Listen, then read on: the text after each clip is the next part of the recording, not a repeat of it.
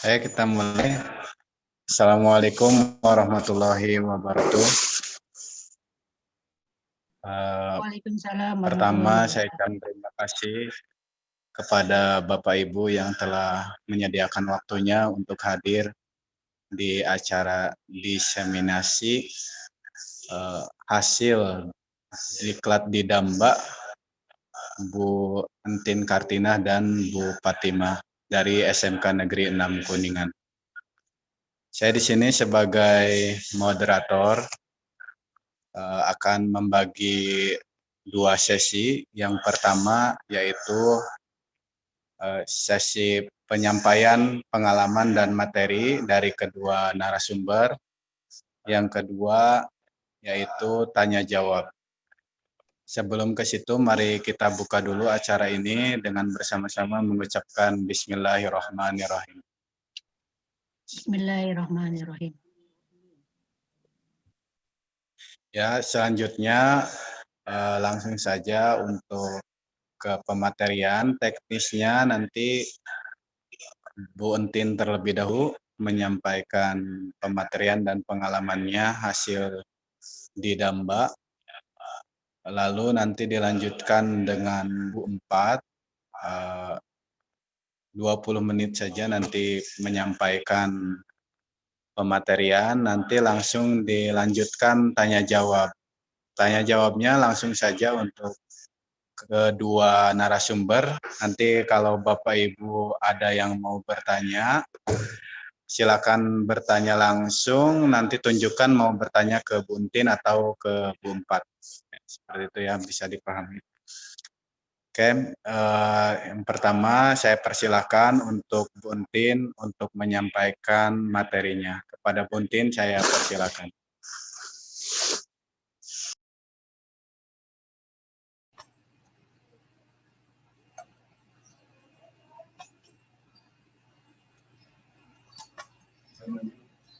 Ya.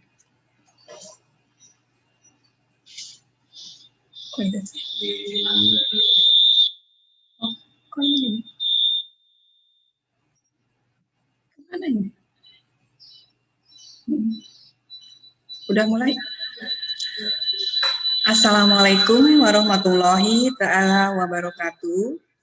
Selamat pagi Ibu dan Bapak semua. Semoga di pagi ini kita diberikan kesehatan sehingga kita bisa mengikuti kegiatan ini. Pertama-tama marilah kita panjatkan puji dan syukur kehadirat Ilahi Robi, yang mana berkat rahmat-Nya lah kita bisa melakukan Zoom dalam acara diseminasi diklat di Damba P4TK IPA dalam keadaan sehat walafiat. Lupa sholawat dan salam kita curahkan kepada junjungan kita Nabi besar Muhammad SAW, kepada keluarganya, sahabatnya, dan tak lupa kita sebagai umatnya sampai akhir zaman. Terima kasih kepada Pak Badu sebagai moderator yang telah membantu saya dalam penyelenggaraan diseminasi diklat ini. Dan tak lupa juga saya ucapkan terima kasih kepada Bapak Kepala SMK Negeri 6 yang telah memberikan support dan dukungannya sehingga terlaksananya atau terselenggaranya diseminasi ini. Dan juga kepada rekan-rekan guru SMK Negeri 6, saya juga ucapkan terima kasih juga kepada teman-teman di MGMP IPA dan juga rekan-rekan di guru-guru SMP ya yang sudah saya sebar suratnya gitu ya sehingga bisa mengikuti di diseminasi diklat di Damba P4TK IPA. Untuk kali ini saya dalam hal ini bukan berarti ingin mengajari atau istilahnya memberikan satu yang lebih, gitu. Tapi Tujuan saya di sini adalah untuk sharing dari kegiatan pelaksanaan diklat yang sudah saya laksanakan. Pertama, diklat ini namanya adalah Didamba, yaitu diklat daring, masif, dan terbuka yang diselenggarakan oleh Pemkab IPA. Dan untuk masuk ke Didamba ini berarti proses awalnya yaitu kita harus membuat akun terlebih dahulu. Nah, setelah akun itu sudah ada, baru kita masuk untuk mengikuti atau daftar di Didamba. Pada pendaftaran, saya mengambil materi tentang pembelajaran perubahan lingkungan berorientasi HOTS. Dan saya masuk di kelas B, angkatan 4, tahap 1. Pelaksanaan pendaftaran yaitu tanggal 29 sampai 30 November 2020.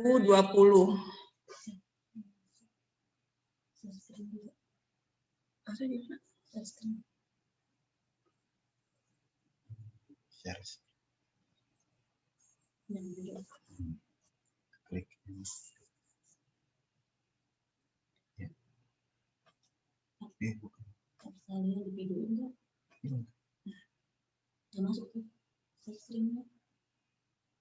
Balik lagi ke Zoom. Balik lagi ke Zoom.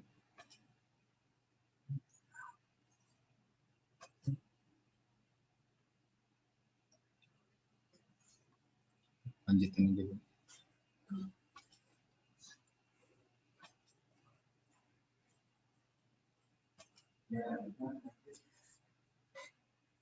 Ya, kita lanjutkan. Jadi pendaftaran saya ulangi yaitu tanggal 29 sampai 30 November 2020. Jadi kita hanya punya kesempatan yaitu 2 hari. Dan pada saat itu saya masuk mendaftarkan diri yaitu pada tanggal 30 November 2020. Dan di sini untuk diklat ini itu kuotanya itu adalah jenjang SMA, SMK. Tetapi kenyataannya setelah masuk menjadi peserta di situ banyak sekali peserta yang dari jenjang SMP. Bahkan dari SD pun itu ada. Tapi alhamdulillah mereka tidak mengurangi semangat gitu ya, tetap melanjutkan walaupun di sekolah atau di mata pelajarannya itu tidak ada. Dan saya pun sebenarnya ini materinya adalah penguasaannya yaitu di jenjang SMA. Nah, diklat Didamba ini berlangsung dari tanggal 2 sampai 15 Desember 2020. Jadi ini selama 12 hari, karena ada 2 hari yang libur, yaitu hari Minggu dan tanggal 9 kalau tidak salah. Ya, jadi saya mengikuti diklat ini itu sekitar 12 hari, yaitu setara dengan 36 jam pelajaran. Ya. Dan kalau kita hitung per hari, berarti saya belajar per hari itu 3 jam pelajaran. Nah, tujuan kenapa saya melaksanakan atau melakukan kegiatan di diseminasi ini, yaitu tujuannya hanya bersifat berbagi gitu ya dengan ibu dan bapak di sini. Artinya berbagi pengalaman ketika saya mengikuti proses diklat di Didamba ini. Nah, diklat Didamba ini tujuannya adalah kalau secara umum adalah untuk meningkatkan kemampuan VTK dalam melaksanakan tugasnya melalui peningkatan kompetensi serta memiliki performa sebagai pendidik dan pemimpin bagi peserta didik dan warga sekolah. Yang didapat di pelatihan ini saya ingin berbagi dengan Ibu dan Bapak. Jadi supaya harapan saya Ibu dan Bapak juga bisa melakukan hal yang sama, ya. Karena pada masa pandemi sekarang ini banyak sekali program pemerintah ya yang itu kan kepada guru-guru agar pembelajaran tetap meningkat gitu ya kompetensinya. Nah, berikut ini adalah rangkaian kegiatan diklat di Damba. Jadi selama 12 hari saya mengikuti kegiatan itu, saya rinci dan ini adalah rangkaiannya. Ya, di jadwalnya yaitu tadi sudah saya sampaikan.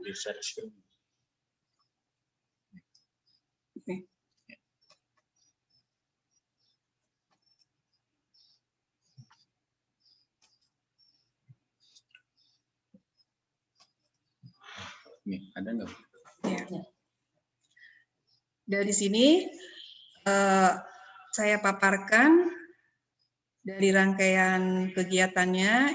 Yang pertama itu pada tanggal 2 hari Rabu itu adalah kegiatan pembukaan diklat di Damba angkatan 4 tahap 1 itu secara daring.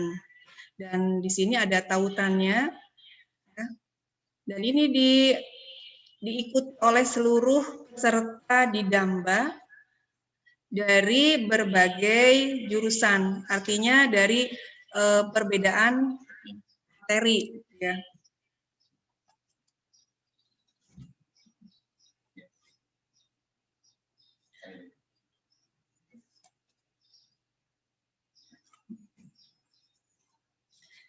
Terus pada hari berikutnya, untuk pembukaan tadi itu langsung dibuka oleh Kepala P4TK. Terus hari berikutnya yaitu hari Kamis tanggal 3 Desember 2020. Setelah kemarin kita mengikuti pembukaan, langsung saya mengikuti yaitu pretest atau tes awal. Dan di sana ada sejumlah 7 soal yang saya kerjakan, di mana masing-masing nilai itu bobotnya adalah 100. Dan alhamdulillah saya sudah menyelesaikannya. Kemudian setelah pada tahap pretest, langsung kita masuk ke forum perkenalan. Jadi di situ ada laman yang berisi forum perkenalan. Ya. Kita berkenalan dengan Widya Suara dan juga dengan admin, juga dengan peserta diklat di Damba khususnya untuk kelas pembelajaran perubahan lingkungan yang berorientasi COTS. Ya, dan alhamdulillah di situ ada sejumlah 36 peserta yang mengikuti kelas ini. Dan ini tidak hanya se-Jawa Barat, tetapi ini adalah seluruh Indonesia, sewilayah Indonesia. Ya. Jadi ada yang dari Bekasi, juga ada dari Papua juga ada, ya dari Kalimantan, dari Sumatera juga ada. Alhamdulillah. Di sini berarti kita bisa menjalin silaturahim, berbagi, gitu ya, untuk kegiatan-kegiatannya. Terus kita masuk ke hari berikutnya, ya, yaitu pada tanggal 4 Desember hari Jumat kita masuk pada pembelajaran sesi 1. Di mana pada pembelajaran sesi 1 itu ada materi yang terdiri dari faktor-faktor yang mempengaruhi perubahan lingkungan. Dan di situ dijabarkan semua materinya, gitu ya. Dan kita cukup hanya membaca dan mempelajari. Setelah materi itu dibaca, kita pahami, berarti di situ kita harus memberikan tanda bahwa kita sudah mempelajari materi pada sesi 1, yaitu dengan memberikan atau mencentang, menceklis gitu ya di situ. Kemudian checklistan itu akan muncul warna hijau. Maka dengan warna hijau itu berarti kita sudah melaporkan diri bahwa kita sudah selesai gitu ya. Penerimaan atau istilahnya menerima materi yang disampaikan pada LMS itu. Kemudian setelah kita baca materi, kita masuk lagi ke forum diskusi. Ya, di situ ada forum diskusi materi. Di forum diskusi materi itu kita diwajibkan untuk memposting satu permasalahan, ya, satu permasalahan, pemecahan masalah, gitu ya, di mana intinya permasalahan itu yaitu mengenai perubahan lingkungan. Nah, setelah kita mengupload, baru teman-teman yang ada di kelas itu akan menelaah, akan memberikan komentar, masukan pada postingan yang kita upload itu. Dan sebaliknya, kita juga harus memberikan telaah, analisis, ya, masukan kepada peserta lain. Minimal itu adalah 3 orang. Ya. Jadi kalau misalkan pada forum diskusi kita sudah melakukan hal itu, baru kita lakukan centang lagi atau checklist pada kolom yang sudah ditentukan. Dan itu akan muncul warna hijau. Nah, setelah 2 sesi itu, atau istilahnya 2 tahapan itu kita kerjakan, baru masuk kita ke sesi yang terakhir, yaitu tes sesi 1. Jadi setiap sudah ada materi, kita diskusikan, lalu masuk ke tes, gitu ya, tes sesi 1 di situ. Dan sama di tes sesi 1 juga ada soal, pilihan ganda, dan kita kerjakan, dan alhamdulillah untuk tes ini, jadi kita bisa mengerjakannya lebih dari 2 kali, gitu ya. Jadi kalau misalkan nilai pertama kita kecil, kita bisa berusaha untuk merubah nilai itu untuk menjadi lebih baik. Kemudian kita masuk, tadi saya sampaikan bahwa pembelajaran ini adalah hanya 12 hari, sehingga minggu libur gitu ya. Dan untuk berikutnya pada tanggal 7 Desember 2020 kita masuk pada sesi ketiga.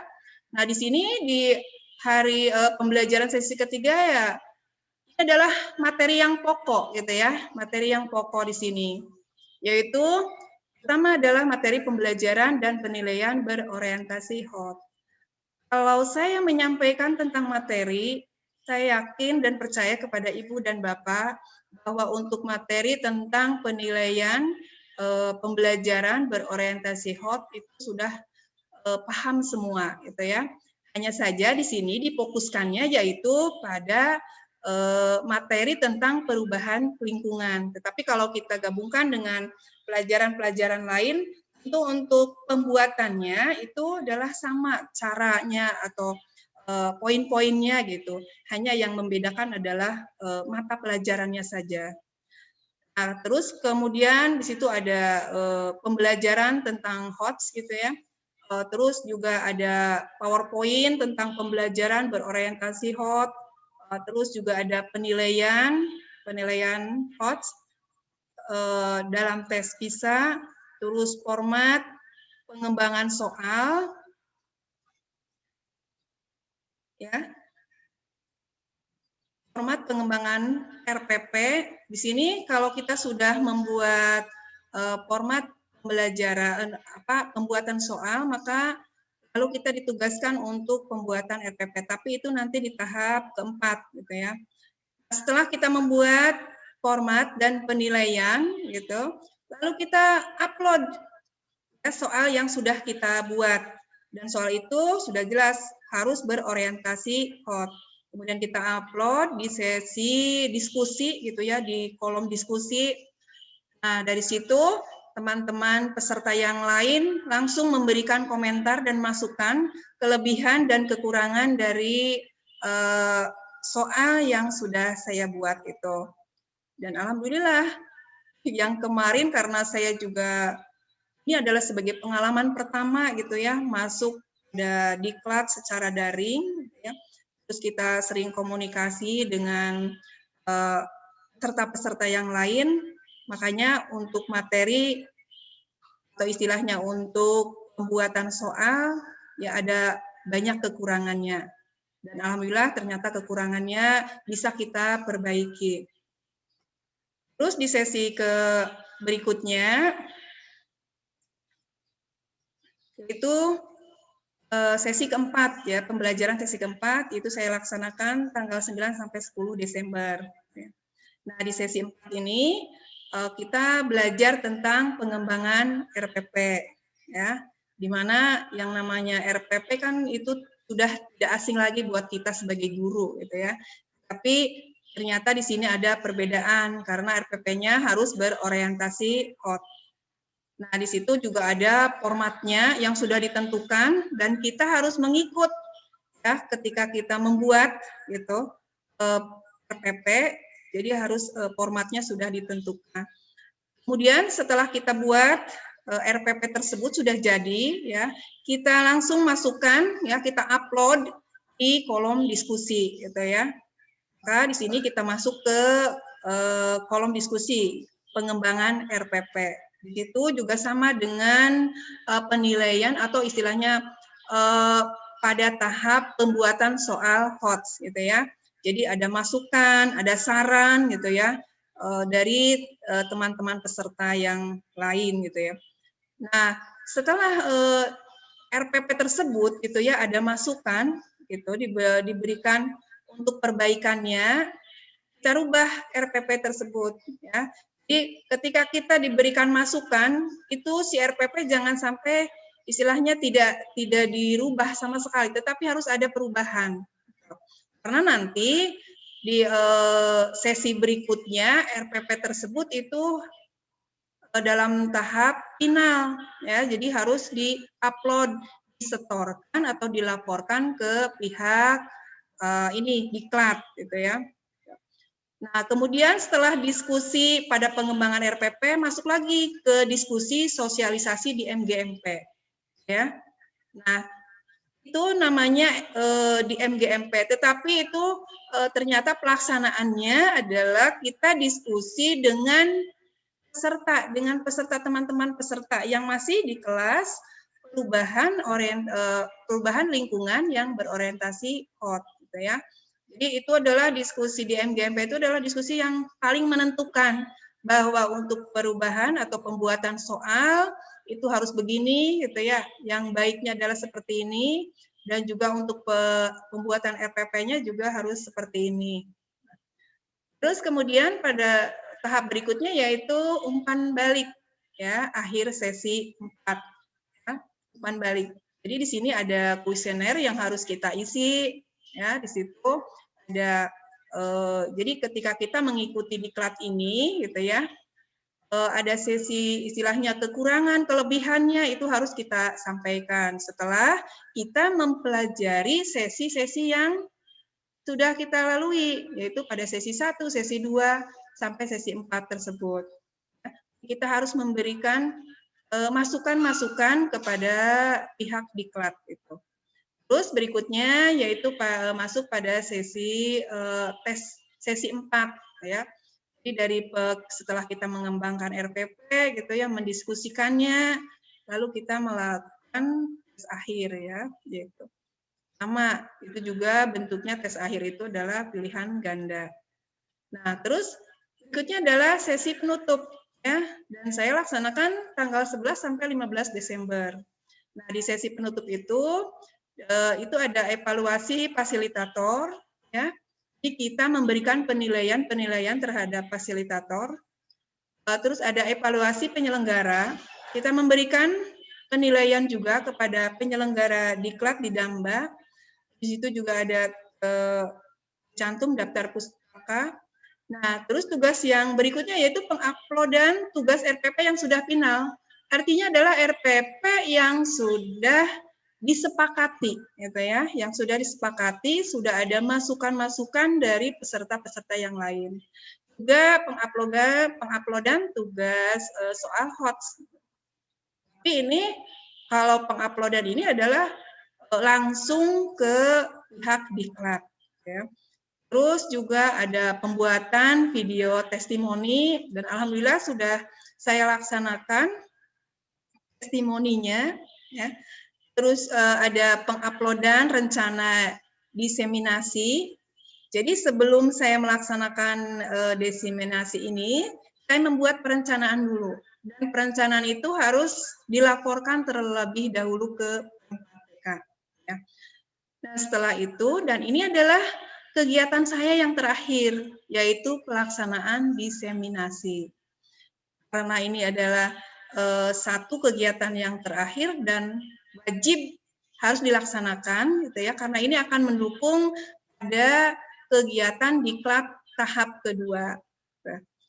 Dan makanya di sini saya di dalam kegiatan diseminasi itu hanya sifatnya menginformasikan, gitu ya, menginformasikan tentang proses pelaksanaan diklat di Damba, khususnya di kelas pembelajaran perubahan lingkungan yang berorientasi HOTS.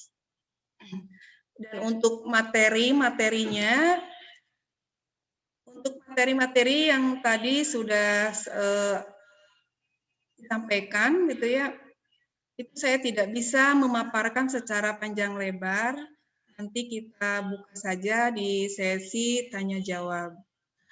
Itu saja paparan dari saya. Mudah-mudahan apa yang saya sampaikan ada manfaatnya buat teman-teman, ibu bapak semua. Dan saya ucapkan banyak-banyak terima kasih atas waktunya yang istilahnya hari ini adalah libur, ibu dan bapak menyempatkan, gitu ya, untuk hadir pada undangan saya. Dan saya tutup. Assalamualaikum warahmatullahi wabarakatuh.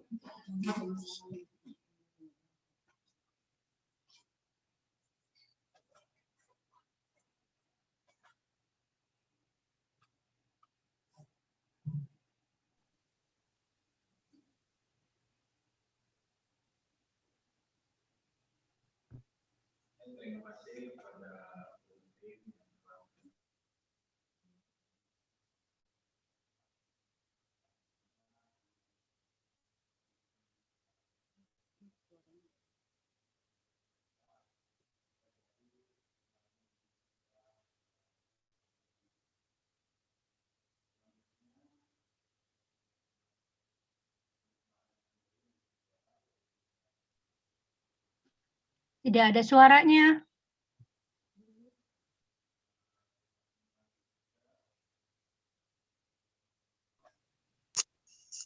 Oke, terima kasih kepada Buntin yang telah menyampaikan materinya dan pengalamannya selama diklat di Damba.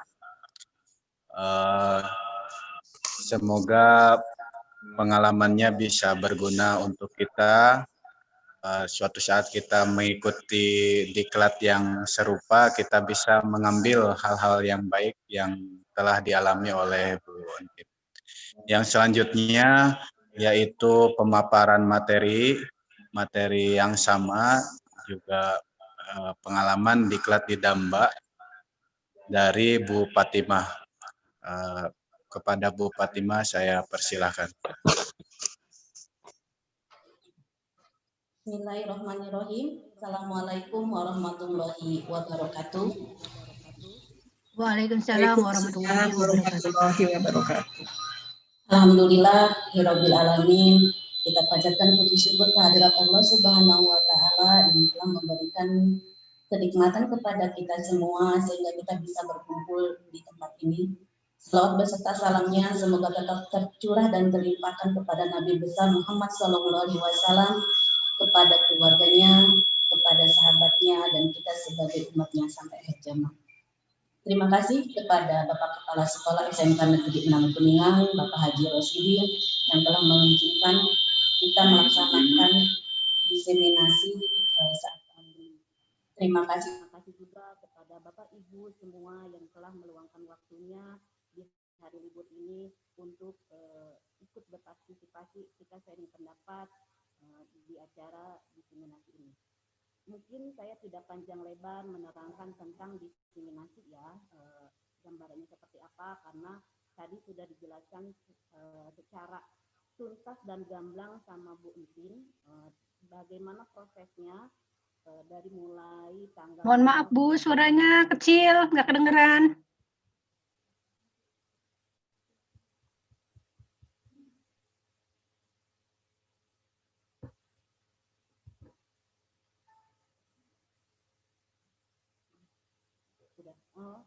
Mungkin jelas Bu, jelas kecil.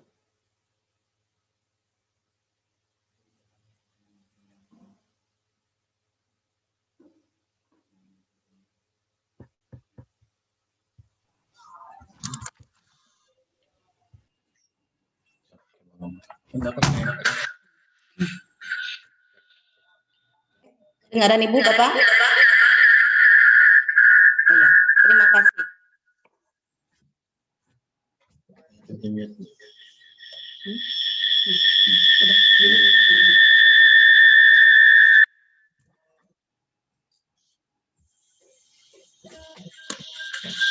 Terima kasih ya. Maaf. Volumenya dikecilin di volume laptop. Bu Fatima, itu moodnya dibuka. Biar jelas. Baju punya pakai baju. HP samping.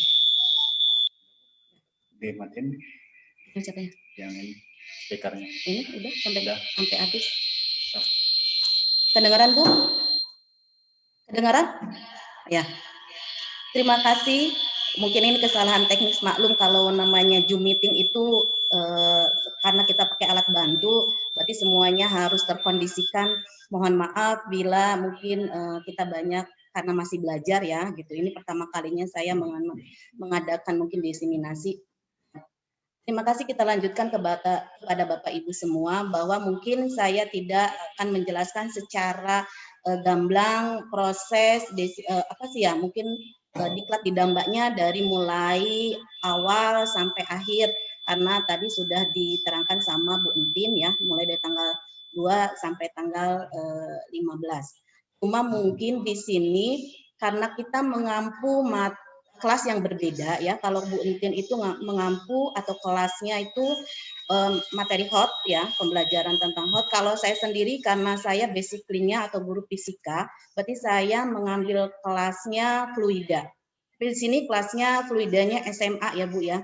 Jadi mungkin dari kurikulum, mungkin silabus agak berbeda ya. Kalau misalnya di SMA itu materinya fisika itu dari kelas 1 sampai kelas 3, tapi kalau jika di SMK itu cukup di kelas 1 saja ya sebagai C1. Nah, mungkin ini karena kendala teknik ya, jadi tidak bisa muncul di layar Bapak Ibu semua ya. Jadi materi yang saya dapat itu tentang fluida. Fluida sendiri itu terbagi menjadi dua, ya, ada fluida statis dan fluida dinamis, ya. Mungkin kalau ada ininya kendala teknik sih mungkin Bapak Ibu bisa melihat. Di fluida statis ini, ya ini cuma sharing saja Bapak Ibu sebagai gambaran apa sih yang saya dapat dari diklat didamba ini, ya.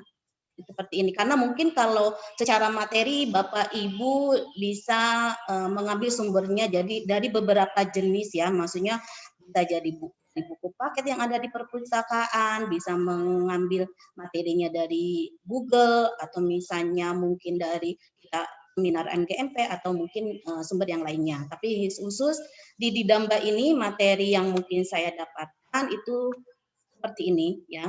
Jadi kita berbicara tentang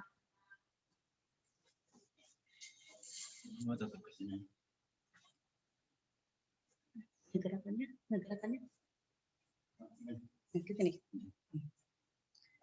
Nah, Ibu Bapak bisa terlihat ya.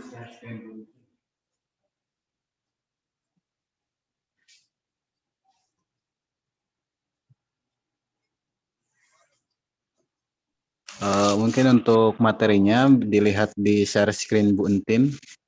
Oh iya. Kelihatan Bapak Ibu? Ya, terima kasih.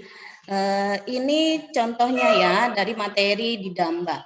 Nah, ini fluida statis karena tadi saya kan tidak berbicara tentang tentang di dambanya, tapi tentang langsung ke teknik materinya saja. Walaupun mungkin yang ikut Zoom meeting ini tidak semuanya guru fisika, tapi minimal mungkin di fluida itu zat cair ya Bapak Ibu ya. Di sini terbagi menjadi dua, itu fluida statis yang diam dan ini fluida dinamisnya. Tapi kita berbicara tentang fluida statisnya. Fluida statisnya seperti ini yang dibahasnya tuh ya Bapak Ibu. Di sini ada penerapan hukum Pascalnya. Di sini ada gambar-gambarnya dan ada rumusnya. Tuh, ya ini untuk yang melayangnya, ini untuk benda terapungnya. Nah, ini untuk alat peraganya. Nah, karena di kita sendiri, kalau Bu Entin mungkin sistemnya untuk pengumpulan mungkin MS-nya itu menguploadnya contoh soal hot. Kalau saya menguploadnya tentang cara bagaimana saya mengajarkan tentang fluida statis. Jadi LK1 saya membuat draft kompetensi dasar, kompetensi intinya seperti apa, terus saya membuat alat peraganya apa yang mungkin akan saya gunakan untuk mengajar kepada siswa-siswi, terus nanti saya mengevaluasinya seperti apa. Dan ini mungkin bisa salah satu Bapak Ibu gunakan mungkin bila ada teman misalnya, gurunya fisika, nyari sumbernya seperti apa, ini bisa salah satu jadikan sumber untuk Bapak Ibu. Ya. Ini penerapan hukum, konsep, dan prinsip fluida statis dalam kehidupan sehari-hari. Di situ manometer pada tabung LPG, yang mungkin Bapak Ibu tahu ya, di rumah kita semuanya hampir punya semua manometer pada tabung LPG. Nah itu kan nggak tahu penerapan dari apa. Nah ini penerapan dari fluida statis. Ya. Tuh.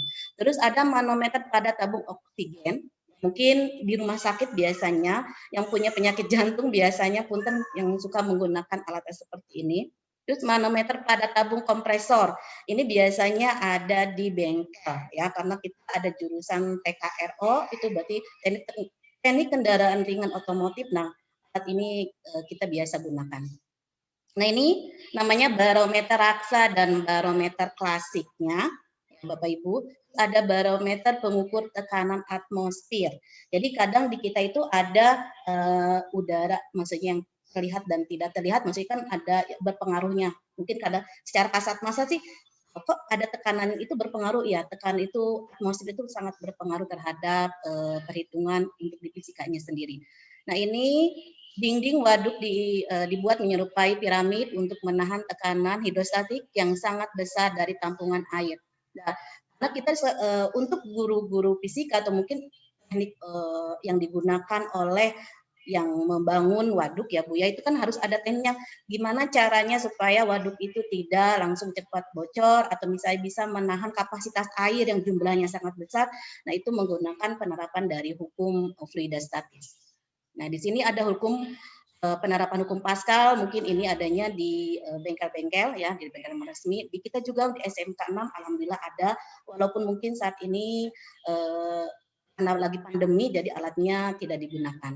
Nah, ini salah satunya Bapak Ibu bisa melihatnya sebagai penambahan wawasan. Nah, ini penerapan hukum Archimedes ya. Hukum Archimedesnya seperti ini. Jadi kenapa sih kapal itu bisa mengapung? Ya, itu kan harus diperhitungkan. Nah, ini ilmunya penerapan dari fluida statis. Nah, kita masuk ke fluida dinamis. Karena tadi fluida itu dibagi menjadi dua, fluida statis dan dinamis. Yang statis adalah diam, kalau fluida dinamis itu bergerak. Berarti apa saja sih? Nah, ini di Damba ini kita dipacu untuk tidak sekedar melihat materi, tapi ditantang untuk mengamati. Ini salah satu contohnya. Apa yang berbeda dari dua gambar di atas? Faktor apa saja yang bisa membuatnya berbeda? Mungkin selama ini kita sering melihatnya, tapi kita tidak pernah memikirkan kenapa bisa berbeda, ya kan seperti itu. Tapi mungkin akhirnya kalau kita sudah belajar fluida dinamis, kita bisa menerapkan, oh ternyata bisa berbedanya seperti ini karena ada ilmunya dan ada rumusnya. Terus yang kedua ini kita dikasih lagi kasus untuk diskusi bagaimanakah hubungan antara diameter pipa outlet pada tandon dengan debit air yang mengalir menuju ke instalasi air dalam rumah bila posisi pipa outlet tegak vertikal dengan ketinggian 4 meter dari lubang outlet tandon. Mungkin di rumah Bapak Ibu sekarang kan hampir semuanya menggunakan tandon air. Tapi kita percaya 100% kepada yang memasangnya. Kita nggak pernah tahu berapa sih, misalnya kalau outlet itu pipa yang keluar, maksudnya yang masuk ke rumah kita, kalau inlet itu yang dari pipa atau dari air sumur ya, masuk ke tandonnya sendiri. Nah, itu bisa dibahas menggunakan rumus fluida dinamis. Nah, di sini kasus yang ketiga kita terdapat 2 keran air dari sumber tandon air yang sama. Ini tadi ada penyambungan dari kasus yang tadi. Ini penerapan hukum Bernoulli. Mungkin bagi Bapak Ibu yang bukan guru fisika, mungkin aduh rumusnya kok banyak sekali, ini rumus turunannya Bapak Ibu. Kalau mungkin di SMA mah mungkin di analisis digali, tapi kalau untuk di SMK sendiri biasanya lebih cenderung kepada penerapannya seperti itu. Ini rumus turunannya Bapak Ibu perhatikan. Nah, ini penerapannya. Mengecilkan ujung selang membuat air melaju lebih kencang. Ya kan, seperti itu. Kadang kita tanpa kita sadari, supaya jarak cipratan airnya pengen semakin jauh nih, gimana caranya? Oh, tanpa sengaja kita langsung mengecilkan lubang air yang keluarnya supaya cipratan airnya akan jauh lebih keluarnya lebih jauh. Nah, ini harapan untuk materi fluida dinamis itu ada venturimeter seperti ini alatnya. Terus ini kegunaannya di mana nih? Ini biasanya Bapak Ibu gunakan di alat semprot nyamuk ya. Terus kenapa sih alat semprot nyamuk itu kan posisinya ada di bawah untuk cairannya, kenapa bisa terhembuskan gitu seperti itu. Nah, itu penerapan dari fluida dinamis. Nah, mungkin dari saya cukup sekian. Mohon maaf bila banyak kekurangannya, karena saya sendiri merasa ini belum ada apa-apanya, cuma sharing pendapat saja. Mudah-mudahan dari masukan Bapak Ibu yang pengalamannya jauh dari saya bisa ngasih masukan, oh Bu harusnya seperti ini lagi. Terima kasih atas waktunya. Billahi taufiq wal hidayah. Assalamualaikum warahmatullahi wabarakatuh.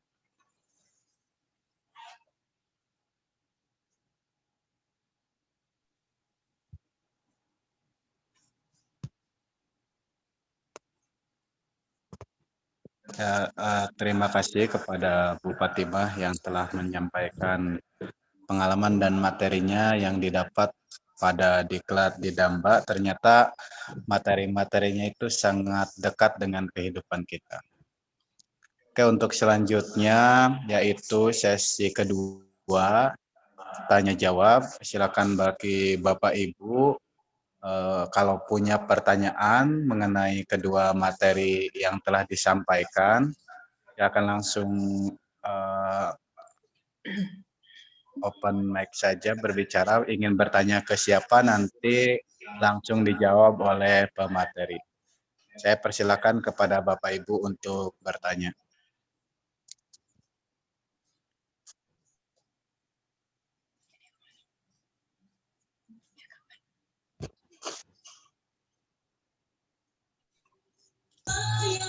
Baik, aku yang mau tanya, Bu. Ya, Bu. Silakan Bu Nuraini. Baik. Itu suara nyanyiannya kedengeran. Kedengeran. Ya Bu, silakan bertanya ke siapa. Baik, terima kasih moderator yang sudah memberikan kesempatan kepada saya, dan saya juga sangat berterima kasih kepada narasumber Ibu Entin juga Bu Fatimah. Walaupun tadi narasumber mengatakan ini adalah yang pertama, saya mengacungkan jempol, saya sama sekali belum. Good job. Baik, untuk Ibu Bu Entin, saya cuma mau bertanya, mungkin ini hal yang dasar, tapi pengen tahu sebetulnya apa sih singkatan Didamba itu apa gitu loh? Maksudnya belum paham tuh. Ya. Gitu, Didamba. Lalu tadi juga untuk yang kedua, pertanyaan yang kedua, tadi membahas tentang soal-soal HOTS. Nah, itu modelnya seperti apa ya? Model yang HOTS itu. Seperti itu. Nah, untuk narasumber yang kedua, Bu Fatimah, mungkin juga saya akan bertanya, saya baru dengar nih, apakah ini memang dikhususkan untuk pelajaran fisika aja atau bisa untuk mata pelajaran lain dengan istilah namanya fluida. Ya, itu untuk istilah fluida. Tadi ada bahasa fluida gitu loh. Nah, itu apa hanya untuk istilah dari mata pelajaran fisika atau memang itu bisa istilah buat mata pelajaran yang lain gitu. Ya, terima kasih. Itu saja.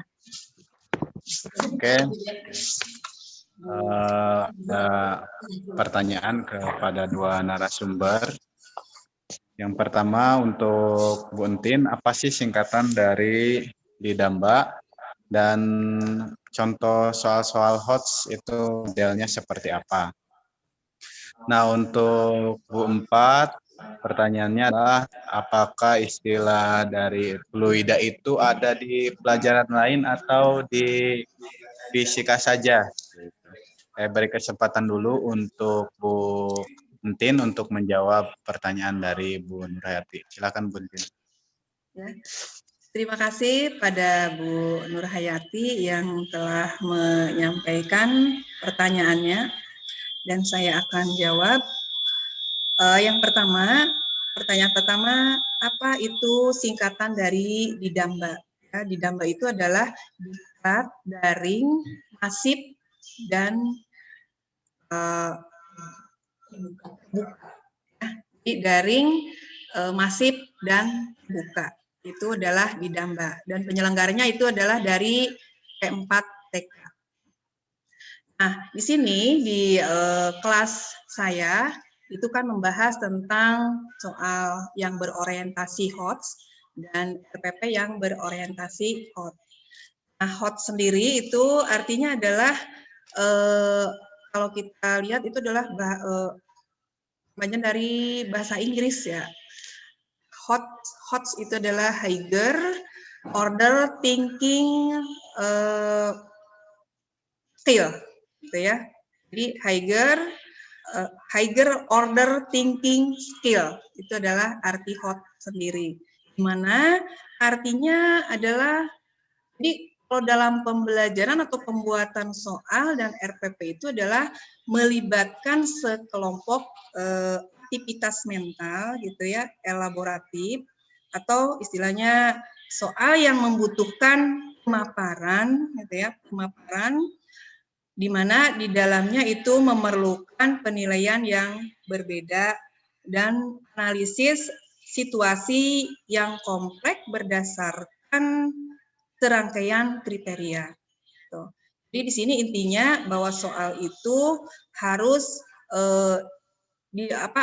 memerlukan pemaparan, analisis, gitu ya, analisis. Jadi di sini mengaktifkan siswa supaya bisa menganalisis dari permasalahan yang ada di lingkungan sekitar. Contoh misalkan gini, kalau di IPA itu misalkan gini, contoh untuk materinya misalkan tentang hubungan ciri puberitas laki-laki dengan perempuan. Nah, berarti di sini untuk tingkat HOTS-nya kita membuat soal yaitu bagaimana menghubungkan ciri-ciri puberitas perempuan dengan laki-laki. Nah, di situ kan berarti harus ada analisis, gitu ya, harus ada analisis. Jadi kita tidak bisa menjawab dengan prediksi, tetapi harus melakukan penelitian-penelitian, di mana penelitian itu berarti kita harus membaca dari berbagai sumber, gitu ya, untuk bisa memaparkan dari soal tersebut. Itu yang bisa saya sampaikan. Kurang lebihnya saya mohon maaf. Dan saya senang sekali apabila dari peserta lain, khususnya untuk guru IPA gitu ya, bisa memberikan masukan-masukannya. Terima kasih. Sekarang selanjutnya pertanyaan yang ditunjukkan untuk Bu Fatimah. Silakan Bu Fatimah untuk menjawabnya.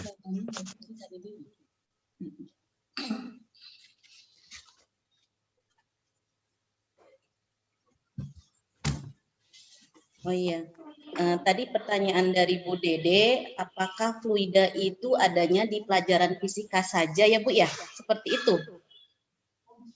Ya. Fluida itu kan pada dasarnya zat yang mengikuti bentuk yang dia tempati. Ya.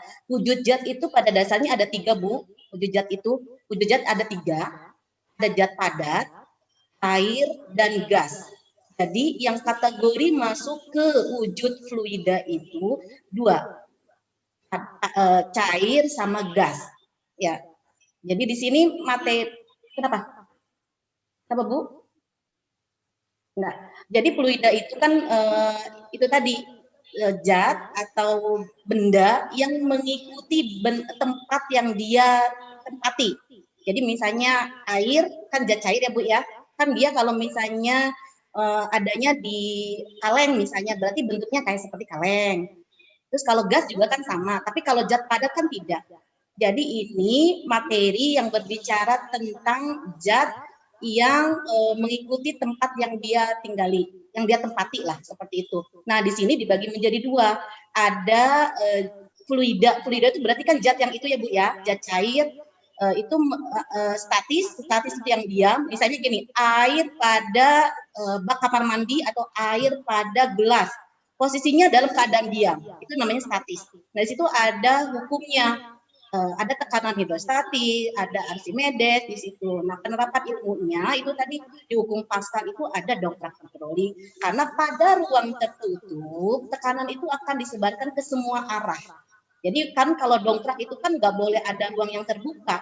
Makanya dengan hukum Pascal sendiri, dengan gaya yang kecil menghasilkan gaya yang besar. Gitu. Nah, untuk fluida dinamisnya berarti fluida yang bergerak. Jadi fluida yang bergerak itu kucuran air, boleh dari misalnya itu tadi waktu semburan air terjun, air hujan, itu kan posisinya dari dataran tinggi ke dataran yang rendah. Nah, itu ada rumusnya, hukum Bernoulli, hukum Venturi, hukum banyak yang ada di fisikanya, dan itu nanti digali lebih lanjut lagi seperti itu. Mungkin dari saya cukup sekian, mungkin ada dari Bapak Ibu, mungkin walaupun bukan mapel fisika, tapi mungkin pernah membaca dan mungkin pernah mendengar, bisa mendapatkan, saya ucapkan terima kasih. Dari saya cukup sekian. Terima kasih Bu Dede, mudah-mudahan mengerti apa yang saya jelaskan. Terima kasih Pak Badru waktunya. Assalamualaikum warahmatullahi wabarakatuh. Waalaikumsalam warahmatullahi wabarakatuh. Untuk pertanyaan dari Bu Nur Hayati ya. Barangkali dari peserta yang lain ada yang ingin ditanyakan? Sebelumnya Pak, ya terima kasih atas jawabannya Bu Untin dan juga Bu Fatimah. Ya, soalnya tadi baru paham nih, fluida berarti itu memang khusus untuk fisika ya. Kirain itu istilah baru di dalam pembelajaran diklat daring gitu loh maksudnya. Makanya istilah-istilah itu kan baru dengar. Oh, berarti itu memang khusus buat nama istilah ya gitu. Oke, paham banget. Ya, terima kasih, good job buat Bu Untin dan Bu Fatimah, tetap semangat. Terima kasih, jazakallahu khairan katsiran. Assalamualaikum warahmatullahi wabarakatuh. Waalaikumsalam warahmatullahi wabarakatuh. Terima kasih kepada Bu Nur Hayati yang telah bertanya. Barangkali dari peserta lain ada yang ingin bertanya, dipersilahkan.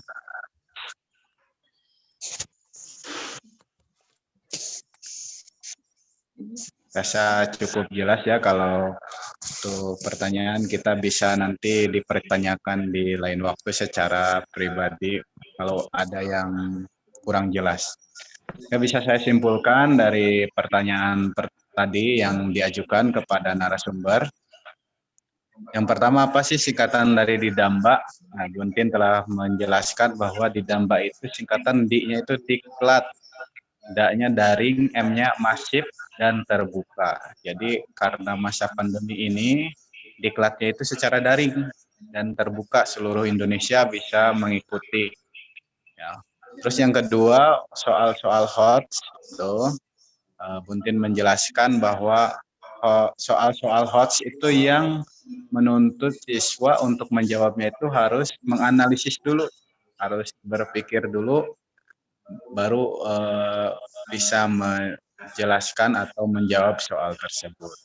Sedangkan yang ketiga, pertanyaan untuk Bu 4, apakah istilah fluida ini khusus untuk fisika? Ya, jadi fluida itu Bu 4 menjelaskan bahwa fluida itu suatu zat yang mengikuti bentuk dari wadahnya, gitu ya. Fluida itu bisa berbentuk cair, bisa berbentuk gas, gitu ya. Kita ketahui air juga itu bentuk dari fluida. Nah, itu karena fluida itu adalah istilah yang sangat dekat sehari-hari. Gitu. Cuman lebih banyaknya nanti akan dibahas di fisika.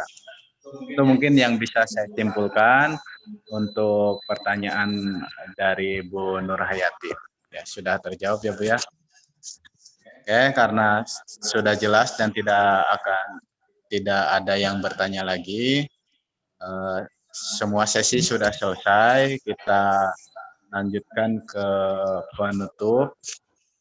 Itu sekali lagi kami ucapkan terima kasih kepada Bapak Ibu yang telah menyempatkan waktunya untuk menghadiri atau mengikuti diseminasi diklat hasil Didamba, P4TK, BUIN, dan BUMPAT.